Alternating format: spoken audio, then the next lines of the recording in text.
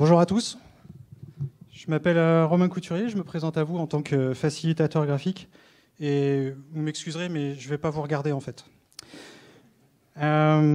Facilitation graphique, pour vous expliquer un petit peu ce que c'est, ça ressemble souvent à des choses un petit peu comme ça. Comme tout bon facilitateur graphique professionnel, je publie régulièrement sur les réseaux sociaux mes réalisations que je fais en séminaire, auprès des ateliers clients. Alors, il y a un petit peu de couleurs, il y a des pictogrammes. Ça, je suis content de celui-là, je suis bien content. Là, c'était à la maison des handicapés. Le séminaire des 10 ans, ils avaient fait intervenir 2 philosophes sur qu'est-ce que ça veut dire être au service des gens.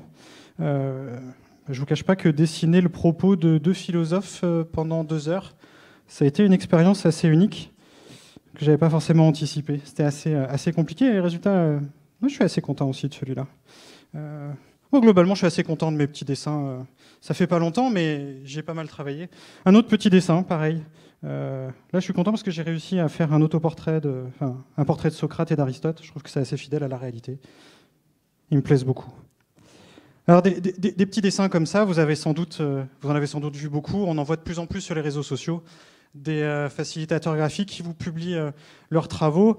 Il y en a plein. C'est des choses... qu'est-ce qui s'est passé ? Finalement, on vous montre qu'on a réussi à dessiner. Alors, c'est pas tout à fait vrai. On n'a pas fait que dessiner. Si vous regardez bien, on a aussi écrit des choses. Et pourquoi, finalement, ces petits dessins qu'on voit un petit peu fleurir partout sur le web attirent autant d'attention ? Peut-être parce que... peut-être parce qu'il y a une question d'ego et de côté de performance. Les gens, quand ils voient les dessins que je vous ai montrés avant, ils se disent « Waouh, c'est joli, c'est bien fait, c'est super bien dessiné. Moi, de toute façon, je ne sais pas dessiner, donc j'arriverai jamais à faire ce que vous faites. » Et c'est compliqué parce que c'est vraiment la face visible de l'iceberg. Et derrière, moi, je m'en saisis pour leur expliquer. Mais vous savez, dessiner, écrire, effectivement, c'est important. C'est sûr. Hein. Il va falloir le faire. Mais c'est pas ça qui se passe. Et ce qu'on a du mal à transcrire, et ce que je vais essayer de vous partager, c'est ce que c'est que cette facilitation graphique. C'est que pendant 1 heure, 2 heures, 3 heures, 4 heures, on a passé son temps finalement à écouter des personnes différentes, qui ont des qualités oratoires très variables. Et quand la qualité oratoire est excellente, l'architecture du propos et l'architecture de l'information, elle est très claire, elle est très facile. Quand la qualité oratoire est différente, on galère un petit peu plus. Alors, la galère qu'on vit, c'est-à-dire que tout ce qui se passe dans cette notion de facilitation graphique, c'est-à-dire de captation visuelle finalement d'un message, ce qu'on a vu... moi, ce qui se passe, c'est que finalement, je suis face, pendant tout le temps pendant lequel je suis exposé, à une information qui est complexe. Et la complexité, elle est partout aujourd'hui. Alors, une information complexe, ce que j'essaye de retranscrire visuellement, c'est quoi ? C'est une information qui va avoir des hiérarchies très différentes. Tout ça, évidemment, est exprimé par des mots. Et donc, moi, j'essaye de le retranscrire sous forme de dessin. Il va y avoir des liens entre les différentes informations que je ne vais pas recevoir forcément en plus au même moment, de manière variable. Il va y avoir des retours dans le temps. Enfin bref, on va recevoir quelque chose, une espèce de magma d'informations. Mais je ne suis pas le seul, hein. Il y a tout l'auditoire aussi qui reçoit ce magma d'informations. Et tout le monde essaye d'en faire cette petite synthèse. Moi, ce que je propose, c'est justement une synthèse. Et en fait, quand on est un petit peu... honnête, des moments où on a de l'information complexe, on en connaît quand même pas mal. Hein, je vous en donne quelques-uns. Prenons l'exemple des réunions. Qui n'a pas vécu une réunion où on avait du mal à comprendre ce qui se disait ? Qui n'a pas vécu la douloureuse lecture d'un document un petit peu trop verbeux et qui a eu du mal à s'imprégner de son contenu avec un propos assez compliqué ? Certains iraient même jusqu'à dire que les cahiers des charges des clients sont peut-être parfois un petit peu complexes. On n'ira peut-être pas jusque-là, je ne sais pas, c'est vous qui verrez. Est-ce que vous avez déjà vu un CV que vous aviez du mal à comprendre ? Est-ce que vous aviez déjà une réunion à préparer et que du coup vous dites c'est quand même beaucoup de choses à partager ? Moi, je sais que par exemple, quand je parle de théorie systémique, qui est un sujet passionnant, mais qui passionne malheureusement pas tout le monde, quand j'explique ça à un client, je ne vais pas lui vendre de la théorie systémique, donc je vais lui expliquer par un petit dessin, notamment pendant l'avant-vente, comment ça se passe. Et l'enjeu, finalement, ces moments de complexité, on est normalement très nombreux à les partager. Non ? Si, c'est le seul moment où je vous regarde pour être sûr que je suis... Et finalement, cette facilitation graphique, elle nous sert à quoi? C'est d'essayer de répondre à cet enjeu, c'est que moi, j'ai une information à délivrer et je veux m'assurer d'être compris. Et en même temps, si je suis le public, je veux m'assurer de comprendre. Et finalement, je suis en train de vous parler de quoi? Du mal de l'humanité, hein, qui s'appelle la communication. Alors, est-ce que c'est moi qui me fais mal comprendre ou est-ce que c'est mon interlocuteur qui ne veut pas comprendre ou qui ne sait pas comprendre? Je ne sais pas. En tout cas, je n'ai pas de réponse à cette question. Une réponse, en tout cas, qui peut nous éclairer sur la suite, c'est de nous interroger sur l'organe principal qui est mobilisé pendant ces temps de communication.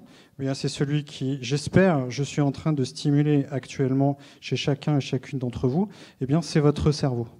Et ce que la programmation neurolinguistique nous apprend et nous rappelle, c'est que l'acquisition de l'information se fait via 5 canaux extrêmement précis, qui sont, eh bien, tout simplement nos 5 sens. On va les réviser ensemble. Le premier, la vue, l'ouïe, le goût, le toucher. Oui, les mains, c'est toujours plus compliqué à faire.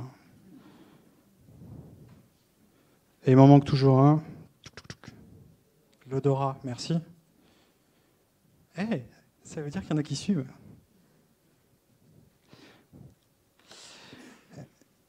En fait, la PNL, elle nous explique que les techniques de mémorisation et d'acquisition de l'information se passent via ces 5 sens. Ça voudrait dire que j'aurai une probabilité à 100% d'être compris et de me faire comprendre si je transmets une information en utilisant les 5 sens. Ce qui est rarement le cas, hein, on ne va pas se mentir. Surtout dans le milieu professionnel, il y a un canal dont on abuse et dont on surabuse. C'est l'ouïe, c'est le verbal, de par notre éducation, de par l'évolution de notre parcours à l'école. On parle beaucoup, bla bla bla bla bla bla bla, et on parle plus ou moins bien. Et on écoute plus ou moins bien, à tel point qu'il m'arrive dans certaines situations d'arriver chez des clients où eh bien, la première chose que la personne fait, c'est ouvrir son ordinateur en disant « Vas-y, je t'écoute ». Je guette les ordinateurs s'il y en a dans cette salle. Non, quand vous ouvrez un ordinateur, vous n'écoutez pas. Vous avez juste mis le canal et le sens actif. Alors, vous pouvez aussi m'opposer qu'il y a certaines personnes qui sont très confortables avec ce canal-là, et du coup, l'ouïe est un canal qui fonctionne. Il y a des gens qui parlent très bien, il y a des gens qui adorent avoir les fesses vissées dans une chaise et qui peuvent tenir des heures et qui sauront vous dire exactement ce qui s'est passé. Oui, mais pas tout le monde. Est-ce que finalement, on est au courant du canal de communication de notre interlocuteur au moment où on lui déverse notre information? Sans doute pas. Parmi vous, il y a certainement des personnes qui sont beaucoup plus visuelles. Et là, je vous sers un propos visuel. Si vous êtes beaucoup plus tactile, c'est notamment toute la mouvance des jeux, des pédagogies interactives, probable que cette conférence soit peut-être moins intéressante. D'ailleurs, globalement, toutes les conférences sont moins intéressantes parce que vous préférez acquérir l'information par le tactile. Comme je vais rester dans un domaine professionnel, l'usage de l'odorat et du goût en entreprise comme canal de communication ne sont pas encore des canaux très exploités. Néanmoins, j'espère que certains créatifs sauront nous proposer des choses là-dessus. Moi, ce que je vous propose aujourd'hui, c'est d'enrichir un canal qui est assez pauvre, et pourtant, il y a un outil absolument fabuleux qui est déployé dans toutes les salles de réunion qui s'appelle un paperboard. Et pour ça, eh bien, les paperboards, un petit peu, vous savez, paperboard, c'est ce qu'on a là, on peut utiliser un crayon. Alors, on va pouvoir s'en servir, et c'est ce que je veux vous faire passer aussi comme message, c'est que vous êtes capable, vous êtes tout le monde. On ne cherche pas à faire du beau, on cherche à faire du sens. D'ailleurs, comment faire du sens? Eh bien, en prenant conscience un petit peu de l'information que vous cherchez à passer, et donc à essayer de voir comment la structurer. Alors, il va falloir la retranscrire de manière graphique, et vous allez avoir besoin d'outils. Donc, je vais vous donner des outils. Alors, je ne vais pas vous faire un lexique visuel de tout ce qui existe. Vous en trouverez des bien mieux faits sur Internet. D'ailleurs, si vous regardez un petit peu le contenu visuel de cette intervention, c'est relativement léger, hein. J'ai utilisé des points, des traits. Je suis peut-être même fait de l'horizontal et du vertical. J'ai dû utiliser 2-3 formes de base, des choses comme ça. Normalement, c'est à la portée de tout le monde. Qu'est-ce que j'ai fait? Ah oui, j'ai utilisé aussi des cadres, des conteneurs, des cadres dans lesquels je peux mettre une information. J'ai dû placer une ou deux flèches, parce qu'on a besoin notamment de voir les liens entre les informations. Et pour ça, les liens visuels, on va les concrétiser avec ces outils-là. J'ai dû placer, si tout va bien, un personnage. Je crois que même j'en ai placé 2. J'ai également, dans ma besace, quelques concepts d'organisation dans l'espace, par exemple du mind map, ou par exemple des choses, structures en 3 colonnes. Bref, ces outils-là, vous les avez, vous les connaissez, prenez vos crayons, et avec ça, vous saurez faire passer n'importe quel message. À quoi est-ce que vous pouvez vous attendre une fois que vous allez utiliser cet outil finalement assez fabuleux, hein, qu'on appelle alors soit un marqueur, soit un feutre, c'est vous qui voyez. La première chose, et si j'en juge par les têtes qui sont relevées, c'est que de toute façon, on n'avait pas le choix. Si vous voulez regarder cette conférence, vous êtes obligé de lever la tête. Donc, en utilisant notamment un crayon, en utilisant un matériel différent, vous allez générer de l'attention. De l'attention, ça veut dire que Thierry, quand il ouvrait son portable, eh ben, il va commencer à le fermer. Il est fort probable qu'à partir de cette attention, vous génériez également... Wow. Quand je vous disais que les mains, c'est compliqué. De la participation. De la participation, puisque à partir du moment où je vais voir les choses, je vais donc être attentif. Si je suis attentif, je vais certainement développer beaucoup plus de probabilité d'interagir. Voir si je n'ai pas compris quelque chose. Vous savez, quand la personne, votre interlocuteur, il vous dit « Tu vois ce que je veux dire ?» On a tous poliment répondu « Oui, oui, bien sûr ». Pour 6 mois après se rendre compte qu'il y avait un problème de 0 à la fin du devis. Si j'essaye de représenter quelque chose de manière visuelle et que mon auditoire ne comprend pas, qu'est-ce qui va passer? Qu'est-ce qui va se passer? Il va me poser des questions, c'est-à-dire que visuellement, je n'ai pas réussi à retranscrire ce que je voulais lui transmettre. Et au final, au-delà de l'image qui va rester, parce qu'effectivement, tous les livrables sont des dessins, vous allez travailler sur la mémorisation. Cette mémorisation, c'est non seulement l'image finale, mais c'est également le processus. Pour vous souvenir de cette intervention, vous aurez, j'espère, créé 2-3 ancrages pour vous remémorer l'ensemble des détails de cette présentation à partir de certains pictogrammes. Donc au-delà des images finales, vous allez mémoriser le processus de création. Et c'est en ça qu'on stimule la mémorisation. Donc, avec toutes ces choses-là, la facilitation graphique, c'est quoi? La facilitation graphique, et donc cet usage du crayon et de tous ces outils que je vous ai montrés, c'est finalement générer des interactions entre les individus. Donc vous allez enrichir le niveau de communication entre les personnes. Donc mon invitation, elle est simple. Osez, vous savez dessiner, donc prenez le crayon. Je vous remercie. Si vous voulez poursuivre les échanges, continuons sur Twitter.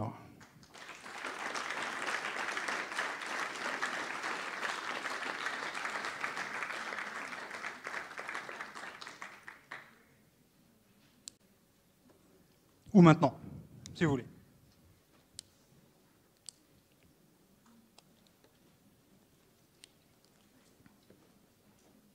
Bonjour.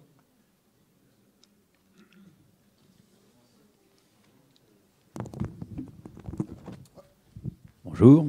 On a commencé vous avez commencé en disant qu'il y avait beaucoup que ça se passait beaucoup sur les réseaux sociaux. Mais la plupart de ces interventions graphiques se font sur des réunions et des événements. Comment on choisit le meilleur moment pour dessiner? Est-ce que c'est sur les réseaux? Est-ce que c'est sur les trucs? C'est les deux? C'est à quel moment? Je suis pas sûr de comprendre la question. Donc la question, c'est à quel moment on choisit de dessiner, c'est ça? Ouais, j'ai peut-être pas été clair en fait. Je vais refaire un petit dessin. Le le livrable, quand on parle de facilitation graphique, ce que les gens voient, ce sont des petits dessins. C'est les petits dessins que je vous ai montrés tout à l'heure. Et ces petits dessins, en bon professionnel qu'on est, et puis on est quand même un petit peu consultant, il faut qu'on mange aussi, hein. Donc on les envoie, on les publie sur Facebook, sur Twitter, pour montrer les choses, pour montrer les travaux. Si vous n'avez pas participé à l'événement, c'est-à-dire que si vous n'avez pas fait partie de l'équipe, ou des personnes de l'atelier, donc que vous regardez ça d'un œil extérieur, c'est ce qui passe à peu près, hein. Si vous regardez mon book, par exemple, vous allez vous dire, mais je comprends rien finalement à ce qu'il y a dans son truc. Ça n'a pas de sens. Ça n'a pas de sens parce que ce livrable, il a de sens uniquement pour les personnes qui ont assisté au moment. Et alors vous reprenez cette présentation, si je vous remontre ça, vous montrez ça à quelqu'un qui était en dehors de la salle, il ne va rien comprendre. Vous allez comprendre, parce qu'il y a une histoire derrière. Alors, finalement, plutôt que de répondre à la question quand est-ce qu'on dessine,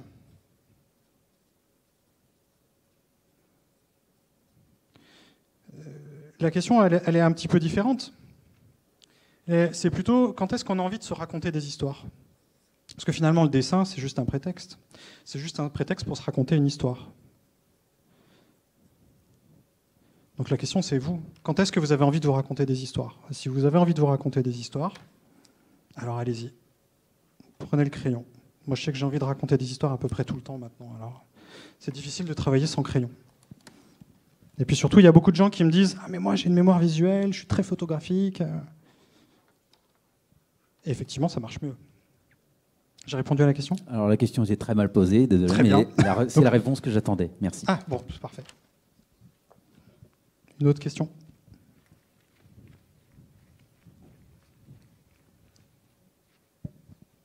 Vous nous avez parlé de complexité. Vous, j'imagine que des fois, vous êtes dans une salle où ça parle d'un sujet où vous y connaissez rien, ou très peu. Comment vous faites pour quand même réussir à retranscrire ça par dessin?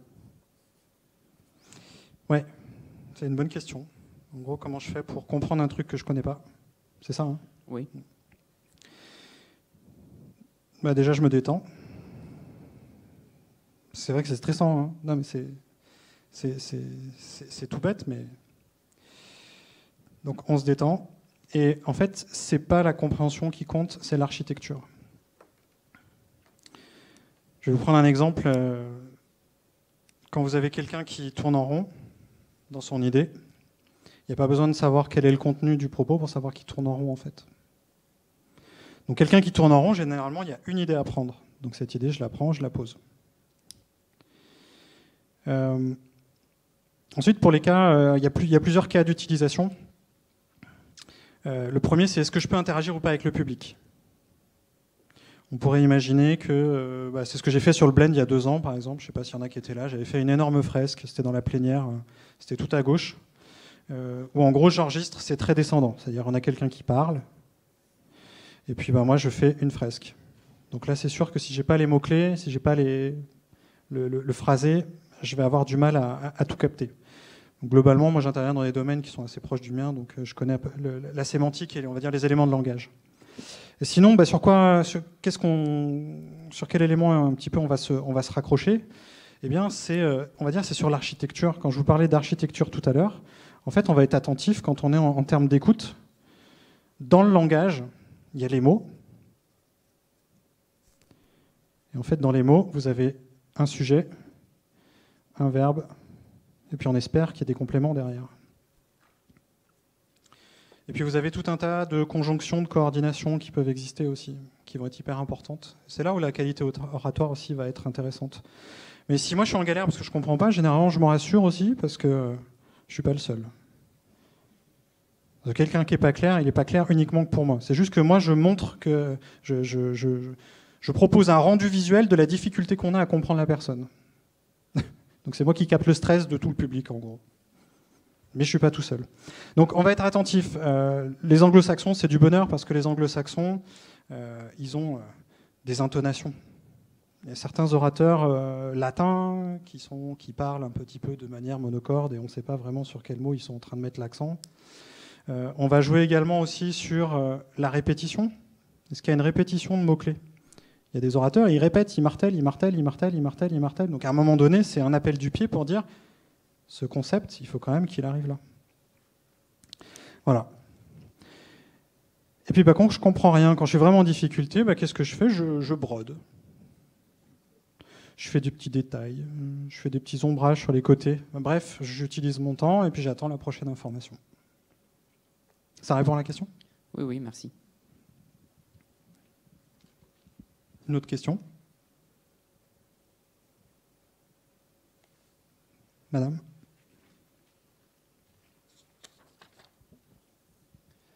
Oui, moi je suis une gribouilleuse aussi. Je voulais savoir, c'est quoi la marque de tes stylos ? J'arrive pas à lire là, je regarderai tout à l'heure. Ça c'est du Pilote. Ouais. Pilote que vous pouvez trouver dans toute bonne boutique d'art graphique. Attention aux boutiques d'art graphique. C'est un piège à carte bleue. On rentre là-dedans, on a envie de tout acheter. On a vite une facture à 200 €, on n'a pas compris. Et si vous voulez faire chauffer la carte, vous allez chez Neuland, c'est des Allemands. Vous savez pourquoi vous faites chauffer la carte, mais c'est du très bon matériel. Ok, je sais tout ce qu'il me faut, merci. Sinon, ah oui, ce que j'ai pas précisé sur les outils, du coup, pour compléter sur la question de tout à l'heure, merci parce que ça m'a permis de me souvenir que j'avais oublié un élément de transition. Si vous voulez plus d'idées sur les ressources, les outils, alors là c'était une question sur le matériel, j'ai écrit un article de blog qui s'appelle « Le guide du facilitateur graphique ». Vous le rentrez dans Google, vous allez arriver sur un article qui vous listera tout un tas de matériel, aussi du numérique. Enfin, j'ai essayé de lister tout ce que je connais. Ça répond à la question ? Ouais. Une autre question ?